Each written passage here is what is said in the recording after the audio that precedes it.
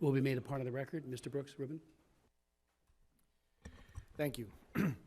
Chairman Smith, Ranking Member Bass, members of the subcommittee, thank you for holding this important hearing and providing the Enough Project and our financial investigative initiative, The Century, with the opportunity to share our perspective on a country that has long vexed U.S. policymakers. As the chairman noted, Congress has a deep and bipartisan history of leading U.S. efforts to promote peace, human rights, religious freedom, and counterterrorism objectives in Sudan, and this is an absolutely critical moment for Congress to continue that engagement. It is a critical moment because this past January, as has been noted, in the waning moments of the last administration, an all-or-nothing choice on economic sanctions on Sudan was created. Either maintain the 2 decades-old comprehensive sanctions or lift them entirely.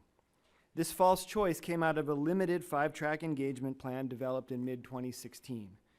This plan is insufficient, as Ambassador Lyman also noted, because it doesn't address basic governance issues in Sudan, doesn't include crucial human rights and religious freedom issues, and removes the bulk of U.S. leverage without requiring any peace agreement for the multiple wars being waged today in Sudan. The far more sophisticated nature of the tools of financial pressure that are available today can be deployed in a much more nuanced way than sanctions on all of Sudan or no sanctions at all. Mr. Chairman, we believe Congress and the Trump administration must correct this course and do so now by developing a de-linked and independent human rights and peace track with the government of Sudan that would supplement but remain independent of the 5 tracks. This new track should focus on the United States' most pressing policy goals for Sudan: advancing human rights, religious freedom, essential democratic reforms, good governance, and ultimately a comprehensive peace. Without addressing these goals, the government of Sudan will maintain its long-standing patterns of behavior, advancing policies that have led to continuous deadly wars, religious persecution, dictatorship, mass migration to Europe, grand corruption, and affiliation with terrorist organizations that have marked its 28 years. Achieving the bold objectives in this new track will require tools that are more focused, sophisticated, and impactful than the dull instrument of comprehensive sanctions.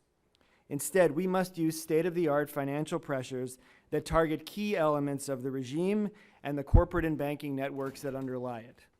The comprehensive and sanctions in place now come from a previous era and were, as was noted by Ambassador Lyman, never robustly implemented. They nevertheless impacted the regime's ability to connect to the international financial system, especially in recent years, as sanctions enforcement triggered by a different program, Iran, caused global banks to review their systems and realize they were still banking Sudan through the correspondent banking network. Rather than giving up on this renewed leverage now, Congress should adopt legislation that ties a new suite of modernized financial pressures as well as appropriate incentives to the new human rights and peace track. The pressures we propose are not just a few more sanctions or variations on the broad measures of the past. It is a fundamentally different approach, shifting from one that is geography-based to one that is conduct-based, and using both sanctions and anti-money laundering measures. In this new approach, the measures would focus solely on individuals and entities that are responsible for major human rights abuse, grand corruption, religious persecution, conflict gold trading, weapons exporting, and undermining the peace process.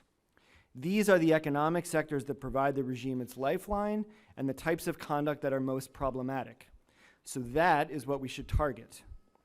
Unlike the past, we should not just use the broadest of measures or try to pick a few names and never update them as they morph into new entities.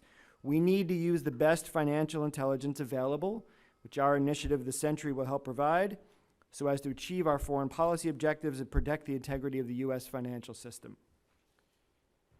For example, entities in Sudan like the National Intelligence and Security Service operate in ways not unlike entities the United States has targeted in Iran. In addition, conflict-affected gold and weapons exports provide much-needed, off-budget cash that is used to sustain violence and line the pockets of corrupt elites who have transformed the Sudanese economy into a private domain for their own enrichment. The United States knows how to target these kinds of systems: OFAC, FinCEN, and the State Department have done so in relation to Iran, Russia, and Burma, to name a few. We just need to be willing to do it with Sudan. Taking this course would be in stark contrast to the 5 tracks, which I will address very briefly. As my colleague Omar Ismail recently described in testimony before the Lantos Commission, some of the violence in Sudan has eased, in part due to the evolving nature of the force of the use of force in conflict areas, and we note that Sudan has demonstrated restraint with respect to Sudan and likely continued its CT cooperation. At the same time, as Omar and many others have testified, the restraint in some areas contrasts with continued violence in the conflict zones. There have been numerous violent attacks on civilians in Darfur. Government flyovers continue to threaten people in South Kordofan, including the Nuba Mountains. Worse, while the government of Sudan is allowing cross-border humanitarian access to areas in South Sudan affected by famine, parts of Blue Nile and South Kordofan remain restricted. Acknowledging both progress and areas where the 5-track plan benchmarks are unmet, we believe 2 things should happen. The interagency assessment process should continue, and an honest assessment made in July. Our expectation is that the 5 tracks will remain unfulfilled when viewed as an entire package, because at least 2 of the 5 tracks will not be in compliance. If the government is indeed non-compliant on any of the tracks, then the final step of complete removal of the comprehensive sanctions should be delayed for a sufficient period, such as 1 year. In addition, in response to the violence in Darfur, and as a way of reinforcing the need for serious engagement on all 5 tracks leading up to July, the administration should use its authority under the Darfur sanctions, which are not part of this plan, to impose asset freezes on those responsible for the violence. As with other sanctions programs connected to serious negotiations, the administration should tighten pressure along the way to reinforce those objectives while also providing relief. In the end, the fate of the 5-track plan and the comprehensive sanctions should be a lower priority because it creates a false policy choice, comprehensive sanctions or nothing, over benchmarks that do not fundamentally alter the nature of a regime that has wrought havoc within Sudan and the region for nearly 3 decades. Mr. Chairman, members of the committee, Congress should take the lead in designing a clear U.S. policy approach, one that deploys the types of modernized pressures that can generate meaningful leverage for creating real and lasting change in Sudan through the human rights and peace track. Thank you for the opportunity. Mr. Brooks-Roben, thank you so much for your testimony, and enough over the decades has been pressing for a better Sudan, and I want to thank you for your insights today. I would like, before we take a brief recess to catch those 3 votes that are on the floor, we've been joined briefly by Dr. Oscar Bishett, one of the greatest human rights defenders in the world, who spent years in the Gulag in Cuba.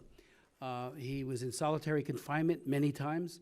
He's an OBGYN, a medical doctor, and has been, a group of us some years back nominated him for the Nobel Peace Prize because of his extraordinary work and his courage. So I want to just acknowledge him and thank him for his leadership for so many, many years, and now that he is free. I would point out that he testified twice before our committee. One time, he did it after he was under house arrest. He did it by way of phone hookup at great risk to himself while he was still in Cuba. And he testified before this committee and made a very, very strong and powerful statement on behalf of human rights. Thank you, Doctor, for being here. Again, I apologize to our 2 witnesses. We will come right back. It should only be about 15 minutes. Then we should have a big open time to get into Q&A. Thank you. Stand in recess.